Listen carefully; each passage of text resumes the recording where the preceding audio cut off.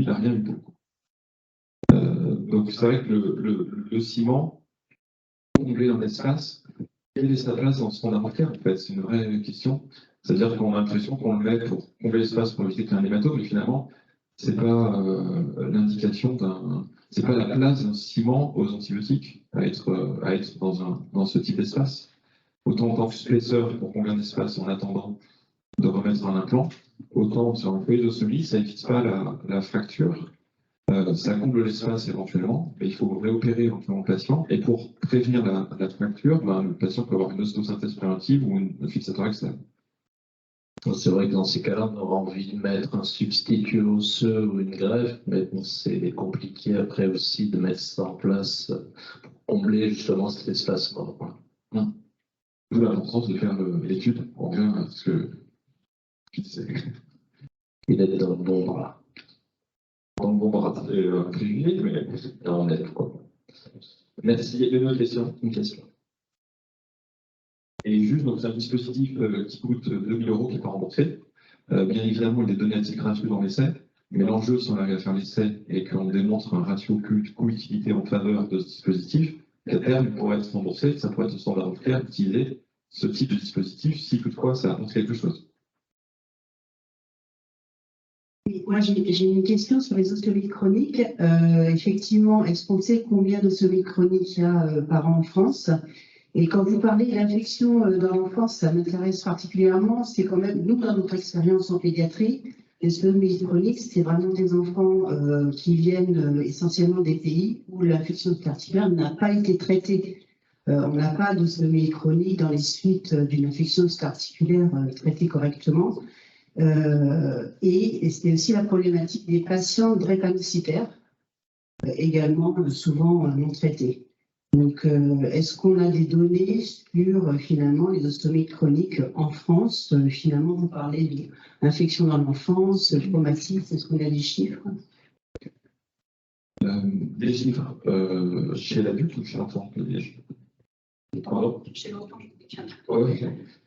Chez l'adulte, du coup, d'où l'importance, c'est une excellente transition pour le topo d'après, d'où l'importance de ces cryoacs, c'est finalement d'essayer d'avoir des registres et plus d'informations finalement sur l'épidémiologie bactérienne qu'on peut avoir en France, en sachant qu'on est toujours dans la difficulté pour catégoriser clairement toutes ces infections, puisqu'on est basé sur la syphilis dans le codage des hôpitaux. Et le syphilis de stade 3 n'apparaît pas en tant que tel, parce que le stade n'est pas précisé. Donc c'est très difficile d'avoir des chiffres concrets. Nous, tous les patients qu'on a dans le service, on est en train de faire une thèse, une étude rétrospective de 30 patients qui ont une osteomyélite. Donc on a certains patients qui ont des ostomies de l'enfance qui rechutent à l'âge adulte. Effectivement, c'est toujours des patients migrants qui n'ont pas forcément toujours été correctement traités, en sorte qu'ils peuvent rechuter 30 ans plus tard. C'est vrai que moi, ce que j'ai vu, c'est les patients d'Afrique, qui avaient vécu en Afrique dans l'enfance et qui ont rechuté. Il y a quelques questions sur le chat. Peut-on ajouter un second antibiotique au Ceramed? Donc la question est de rajouter localement un second antibiotique. La réponse est non. Donc vous savez que dans tout ce qui est dispositifs, notamment ciment substitut, si vous rajoutez quelque chose manuellement, l'industriel retire sa responsabilité et que ça devient la vôtre, en sachant qu'on a peu de données finalement sur la pharmacocinétique et on ne sait pas trop ce qu'on fait. Donc pour le Ceramed, la réponse est non, on ne peut pas rajouter manuellement. Par contre, il existe aussi un Ceramed à la Vanco, et ça nous a déjà arrivé de mélanger Ceramed Junta et Ceramed Vanco qu'on prépare de manière individuelle et qu'on administrait par couche pour que le patient puisse avoir localement de la Junta et de la Vanco. On a fait ça notamment au cours de chirurgie thoracique chez des patients qui avaient des grosses cages, des surinfections itératives, pour avoir une antibiothérapie. Alors je fais non, on ne rajoute pas manuellement. Alors, il nous reste encore quelques questions, on a encore un peu de temps. Est-ce que vous allez évaluer l'étude conviction contre la phagothérapie? C'est une excellente question. Je poserai une autre question, c'est que est-ce que l'ostomie de stade 3 est une bonne indication de phagothérapie? Est-ce que tout ce qui est fracture-related infection, les pleuratros septiques sont des bonnes indications de phagothérapie? Est-ce que l'ostite corticale d'un os exposé, c'est une bonne indication de phagothérapie? Mon sentiment de clinicien est qu'il y a certaines infections articulaires qui sont des bonnes indications de phagothérapie, notamment lorsque vous avez un espace dans lequel vous pouvez injecter. Donc ça se passe avec les infections de prothèses, parce que vous avez l'espace articulaire. Et surtout un espace où vous pouvez aussi avoir le diagnostic préopératoire ou un espace où vous pouvez injecter en post-opératoire. Et ça, c'est possible dans les infections de prothèses. Alors que dans l'ostéomie de stade 3, finalement, dans la plupart des cas, vous avez le diagnostic microbiologique en post-opératoire. Donc c'est très difficile d'intervenir avec des phages. C'est pendant la chirurgie, vous ne pouvez pas. Après la chirurgie, vous ne pouvez pas facilement, parce qu'on ne va pas s'amuser à injecter dans une cavité osseuse et fragiliser de nouveau l'os avec l'écho interventionnel ou un scanner interventionnel. Donc pour moi, c'est plutôt pas des bonnes indications de phagothérapie. Par contre, c'est excellent d'avoir un substitut osseux qui comble un espace, parce que les phages ne peuvent pas combler votre espace. Vous avez un substitut osseux avec de l'hydroxyapatite, du sulfate de calcium, qui favorise un repousse osseuse, et ça, les phages ne savent pas faire. Et vous avez la gentamicine qui a un spectre large, alors que la phagothérapie, c'est plutôt un spectre très étroit. Donc pour moi, ce sont des indications différentes. Peut-être qu'à l'avenir, ce type d'infection particulière pourrait être des indications de phagothérapie par voie IV éventuellement, mais en tout cas, dans le traitement local, non. Et c'est pour ça que toutes ces innovations sont intéressantes. Phagothérapie dans l'infection de prothèse, mais substitut aux antibiotiques en ostéomie de stade 3. Et donc tout ça est parfaitement compatible et complémentaire en ce sens. Une question intéressée sur le chat. Est-ce possible d'inclure les patients de d'octobre? C'est possible. On a 15 centres en France. Donc, pour condition en tant que telle, la chirurgie, le suivi doit être réalisé dans les centres qui prennent en charge les patients. Donc, pour un patient des docteurs, nous avons inclus certains patients qui sont venus jusqu'à chez nous pour avoir la chirurgie. Et après, il y a les visites à faire. Donc, il faut que le patient reste au minimum jusqu'au 3e mois. Et ensuite, une visite sur 2, éventuellement, qui peut être faite en visio, et il doit revenir jusqu'au 24e mois. J'avais une question sur le traitement chirurgical.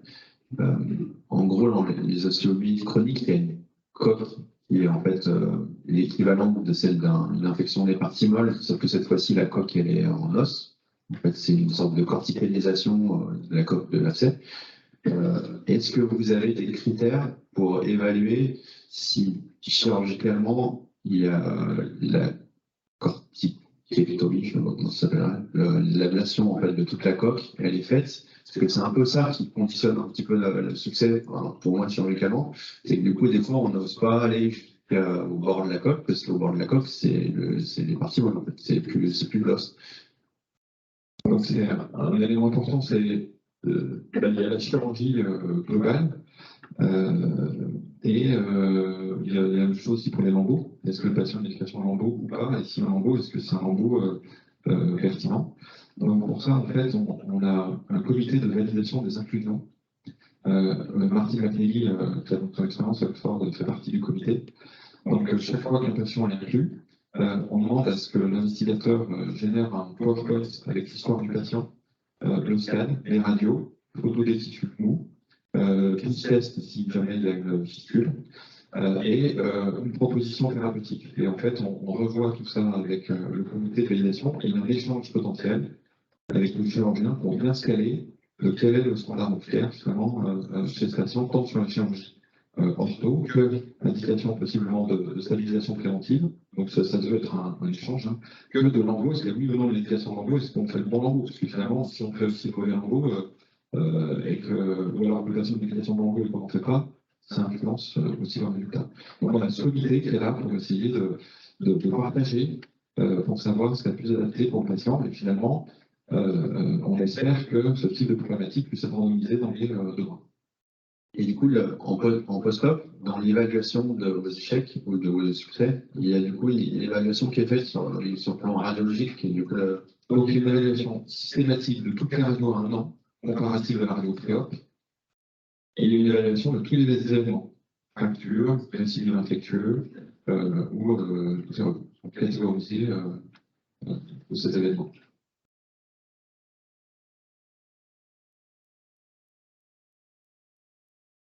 Et en effet, je pense que la reperméabilisation du canal médulaire, c'est important pour traiter aussi ces abcès intra-osseux. Et ce comité valide aussi le volume de CERNET qui va arriver au changement, parce que c'est du 5 ou du 10 CRL, et généralement le débridement est plus important que la qualité justement pour traiter cette infection locale. Et voilà. Merci beaucoup. Et on va donc enchaîner et terminer cette matinée par le fonctionnement du comité scientifique des CRIOAC. Et merci, on termine cette session un peu recherche et thérapeutique pour parler du fonctionnement du comité scientifique des CRIOAC. C'est important puisqu'on fait tous beaucoup d'efforts pour faire des RCP et il faut que ces RCP puissent servir et qu'il y ait des projets qui puissent naître au sein de notre communauté. Donc, vous vous souvenez qu'on se doit de promouvoir la recherche, et donc pour ça, il y a un comité scientifique des CRIOAC qui est composé donc de 8 personnes. Donc ça, c'est le mandat qui s'est terminé.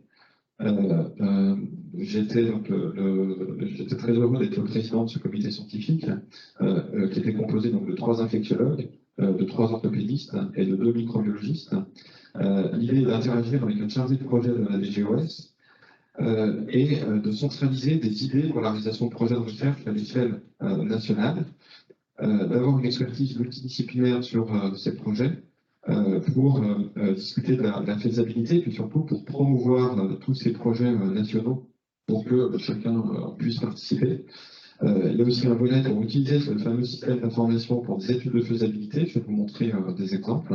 À tous, on va promouvoir la recherche, l'innovation dans le domaine des infections articulaires, dans chacun des domaines, du diagnostic en microbiologie, mais aussi en chirurgie et en infectiologie. Les membres sont nommés par la DGOS à titre personnel et on a un certain rythme de réunions par an. Donc ça, c'est le système financé par la DGOS pour faire des RCP, avec donc un certain nombre de données qui sont rentrées, notamment le type d'infection, si c'est une infection de prothèse ou pas, le type de chirurgie, les antibiotiques. Vous savez que ce système est obligatoire pour pouvoir bénéficier des plus de 12%, que dans le cadre de la promotion du système français, il a été présenté à différents congrès d'orthopédie en Italie, en Allemagne, en Suisse, en Angleterre, ce système, et que ça a fait des petits, dans le sens où tous les autres pays cherchent un système un peu équivalent, que ce système de valorisation des IOA complexes par l'activité avec ses plus de 12% est quelque chose de précieux, et en plus d'utiliser finalement ce logiciel qui permet dans le but uniquement de faire des RCP, ça ne permet pas de faire une étude de cohorte, nous permet quand même d'avoir un certain nombre d'infos concernant l'épidémiologie bactérienne, dans le réseau, avec un certain nombre de papiers qui ont été faits donc, en faisant des extractions de la base nationale. Oui, on est sur des chiffres 19 000 infections documentées, avec la répartition des différents sites, avec les germes. Évidemment, on est très vite limité parce qu'on ne capte pas le outcome, et ce qui est proposé dans les RCP comme chirurgie, on ne sait pas si c'est finalement une chirurgie qui est réalisée ou non. Donc ça se veut très macro, mais c'est déjà une forme d'information importante. Pourquoi c'est important? Parce que du coup, le comité scientifique des CRIOAC peut interagir déjà au sein du réseau entre académiques, et le réseau des CRIOAC peut interagir avec des industriels, à l'image de ce qui est déjà réalisé dans d'autres domaines, comme par exemple le réseau Rénarcy, je vais vous montrer en maladie infectieuse, ou le groupe recherche PIF-C8, et puis ça a une visibilité aussi au sein de la SOFCOT. L'idée, c'est de tout ce qui est recherche sur l'antibiotique utilisé le réseau NRC, mais tout ce qui est recherche portée sur dispositifs, c'est vrai que ce réseau des CRIWAC est important. Donc on interagit avec les industriels et la DGOS souhaite qu'on interagisse avec les industriels des solutions du DRC. Et en tant qu'ancien président du comité scientifique du CRIWAC, c'est avec la DRC de Suicide de Lyon qu'on gérait les différents contrats avec l'industriel. Donc ça, c'est pour vous montrer le réseau de Brenarcy. Donc c'est un réseau de recherche en infectiologie, mais on peut utiliser ce réseau pour évaluer un nouvel antibiotique, par exemple, au sein du réseau CRIWAC. L'idée est de promouvoir également la recherche en faisant des études de faisabilité ou en faisant des petites études à l'aide de cette base. Donc, l'idée du comité scientifique est de centraliser les projets qui seraient réalisables à l'échelle nationale. Vous pourrez, chacun peut, par exemple, une demande d'extraction nationale, par exemple, sur un pathogène rare. Je vais vous donner des exemples, voir dans quel centre il y a ce pathogène rare, et puis finalement de retourner au dossier pour faire une étude prospective. Le comité scientifique propose également d'évaluer scientifiquement chaque projet. Donc, c'est une belle intention sur un template à remplir. On verra avec la nouvelle précédente. Et ensuite, il y a un échange sur la faisabilité du projet. Donc ça, c'est des exemples. Une collègue de la PHP s'intéressait aux infections particulières avec un Dicatella ou à Biotrophia. Vous savez, c'est strepto déficient. Donc on lui a donné, on a discuté au comité scientifique des CRIWAC, on a accepté de faire ce projet. Donc, une extraction nationale a été faite. On a identifié tous les cas dans différents centres. Une étude rétrospective a été utilisée. C'est pareil avec Aspergillus, c'est pareil avec les infections à mycobactéries. Ce comité scientifique des CRIWAC peut aider également pour les PHRC. Vous savez qu'on a un certain nombre de PHRC en cours. L'idée est d'utiliser ce comité scientifique pour essayer de promouvoir ces essais qui sont quand même réalisés au sein du réseau et d'utiliser le comité scientifique comme une arme supplémentaire, un atout supplémentaire pour obtenir ce PHRC.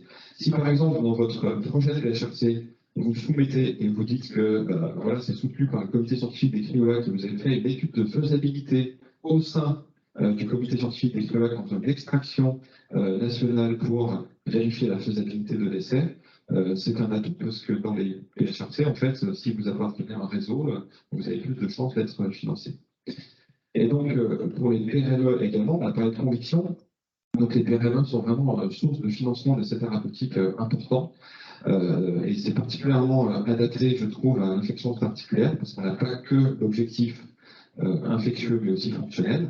Donc, pour conviction, on est passé par faisabilité, par l'extraction du système d'information. Donc, on a repris toutes les ostéomyélites des os longs, tibia, fémur, on a sélectionné donc, les différents centres, on voyait donc la volumétrie, et on a questionné quels centres voulaient participer, et en fonction de leur capacité de recrutement, ces centres ont pu être sélectionnés.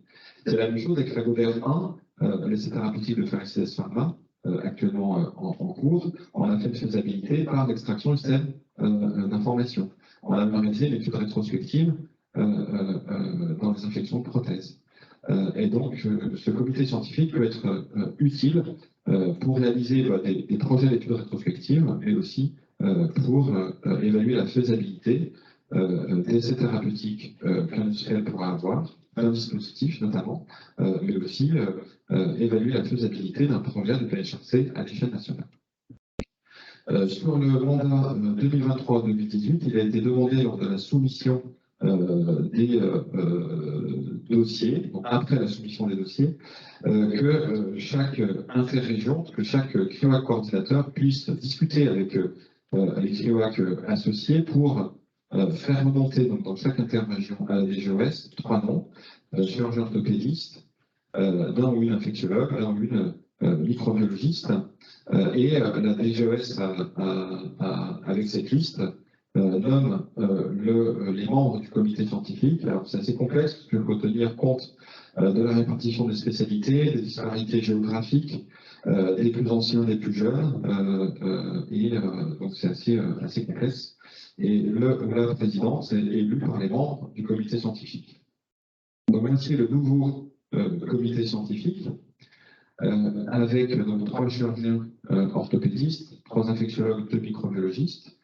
Donc Simon Marmande de la Croix Saint-Simon, à Paris, professeur Jean Gély, chirurgien orthopédiste à Strasbourg, docteur Comon, chirurgien orthopédiste à Rennes, moi-même infectiologue à Lyon, docteur Courgeon, infectiologue au CRIWAC de Nice, Gwenel Lemoine à Poitiers, Véronique Dubois et le docteur Roux, microbiologiste à Paris. Ce comité va se réunir la semaine prochaine pour élire le ou la présidence et discuter de qui va s'occuper aussi en tant que référent du DU, infection articulaire, qui a eu lieu cette année, mais qui aura lieu dans 2 ans avec donc 4 universités concernées. Je vous remercie pour votre attention.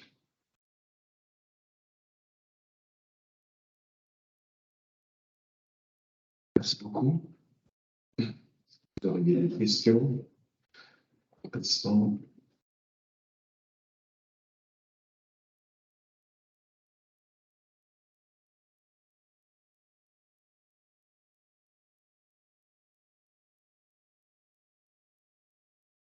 Pour la saisie du conseil scientifique, pour déposer un projet, etc., il y a un site dédié, il y a un mail à envoyer au président.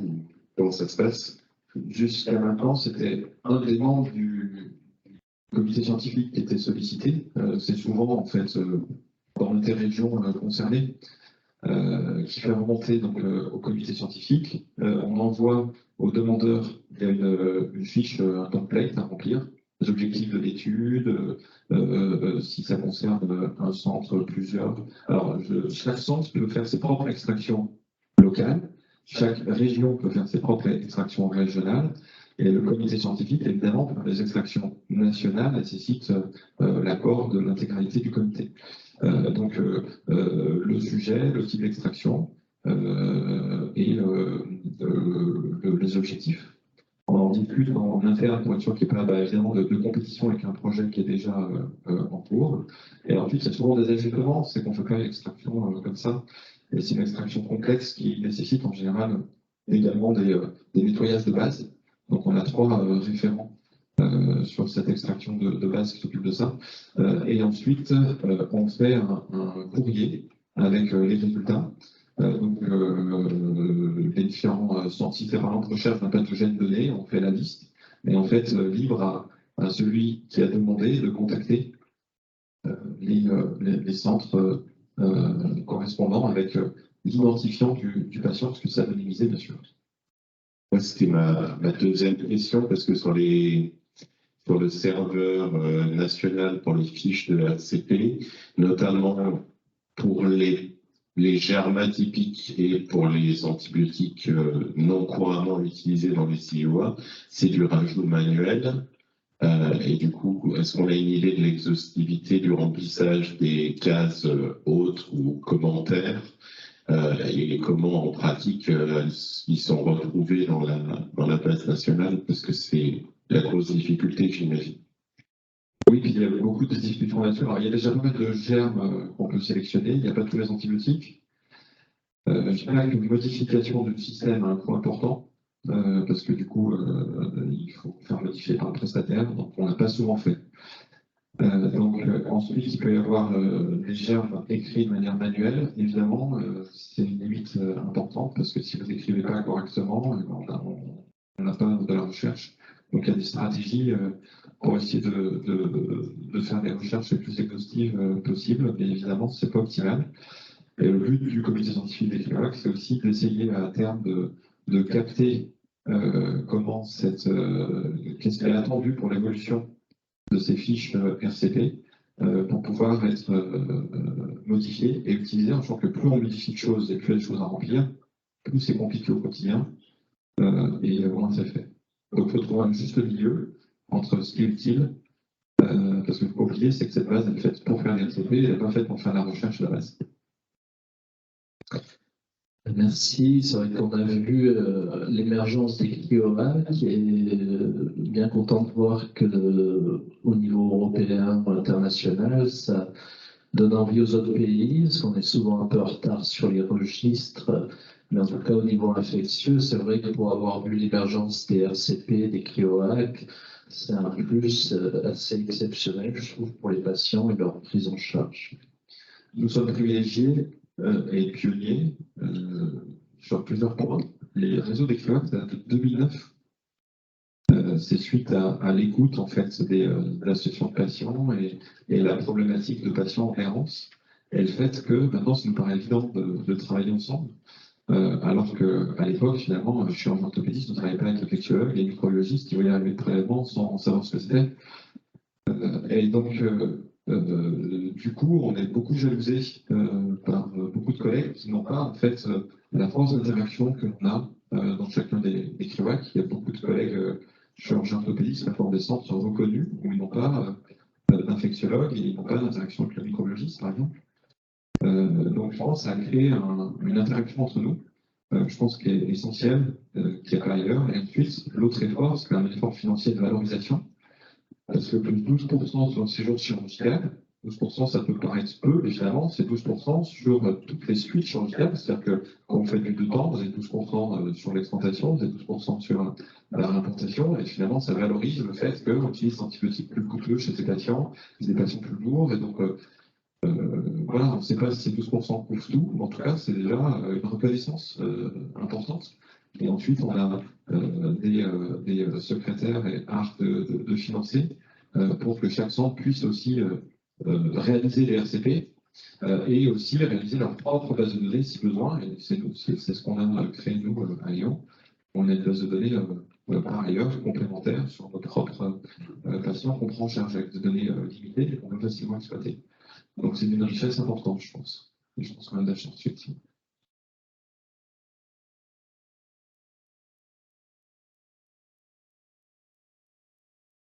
Alors, une question sur les hôpitaux qui ne sont pas centres de référence, mais qui ont une filière osseo-articulaire. Est-ce qu'ils peuvent et comment ils peuvent soumettre des projets de recherche au comité scientifique? Par extension, ce que je viens de dire, c'est important puisque le fait de faire des RCP dans les centres labellisés, de facto, a entraîné la création de RCP dans des centres non labellisés. Et maintenant, dans quasiment tous les centres hospitaliers généraux, vous avez d'excellentes RCP avec des interactions entre chirurgiens, infectiologues et microbiologistes. Donc ça, c'est un autre point positif extrêmement important. Ensuite, on n'exclut pas du tout les centres hospitaliers généraux au dispositif, dans le sens où ils sont bienvenus maintenant qu'on a des visions en Teams, c'est aussi facile d'échanger sur des dossiers qui peuvent être présentés pour discuter et des patients qui peuvent être qui sont pris en charge dans les centres hospitaliers généraux ou alors qui sont adressés en recours. Et ensuite, si les chirurgiens, infectiologues, microbiologistes des centres hospitaliers généraux veulent soumettre un projet, c'est sûr qu'il faut qu'ils soient en lien, je pense, avec le CRIWAC qui dépendent, CRIWAC associé au CRIWAC coordinateur, pour co-déposer un projet et participer à la valorisation. Parce que c'est vrai que comme les centres hospitaliers généraux ne participent pas directement à la genèse des données qui sont dans la base, c'est un petit peu délicat qu'ils puissent avoir un projet de recherche propre sur des données de patients dont sinon jamais eu la charge. Mais par contre, si en interaction avec un centre, un CRIWAC coordinateur ou associé, je pense que c'est comme ça qu'on peut avancer et soumettre des projets. Il y a d'autres questions? On va souhaiter bon appétit et on se retrouve à 13h30 pour la reprise de l'après-midi. À tout à l'heure. Et donc, vous avez le repas au fond, et puis vous pouvez aussi profiter des terrasses. Si vous aimez le soleil. À tout à l'heure.